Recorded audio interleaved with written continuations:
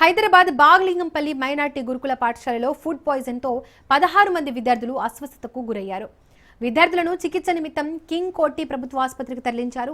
ఆహారం కలుషితం కావడం వల్ల వాంతులు, విరోచనాలు, కడుపు నొప్పితో బాధపడ్డారు విద్యార్థులు.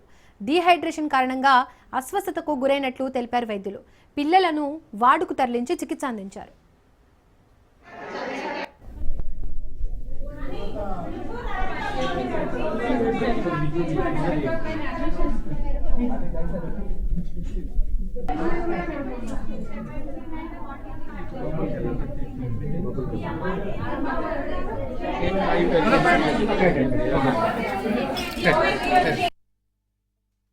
మాకు దాదాపు ఒక 12:30 ప్రాంతంలో ఒక 16 మంది పిల్లలు 10 సంవత్సరాల నుంచి 15 సంవత్సరాల మధ్యన పిల్లలు బాగ్లింగంపల్లి మైనార్టీ హాస్టల్ నుంచి వామిటింగ్స్, విరేచనాలు, కడుపుల నొప్పి కంప్లైంట్తో వచ్చారు.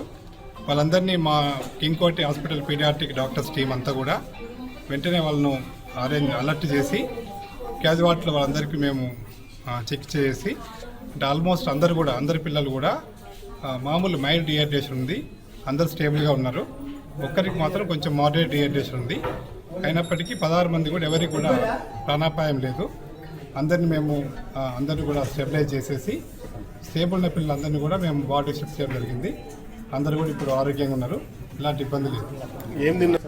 సో ఇప్పుడున్న వాళ్ళు చెప్పిన ప్రకారం అయితే రాత్రి ఆహారంలో మామూలుగా పప్పు, వాళ్ళు ప్రత్యేకమైన ఆహారం చెప్పట్లేదు. వాళ్ళు సాంబారు, పప్పు, అన్నం తినమని చెప్పారు, పెరుగు తినమని చెప్పారు. ఏమైనా చిన్న ఇన్ఫెక్షన్ ఉంటే ఉండొచ్చు. సో ఇప్పుడున్నటువంటి అయితే తీవ్రమైన ఇన్ఫెక్షన్స్ లేవు, మైల్డ్ ఇన్ఫెక్షన్ మాత్రమే ఉంది.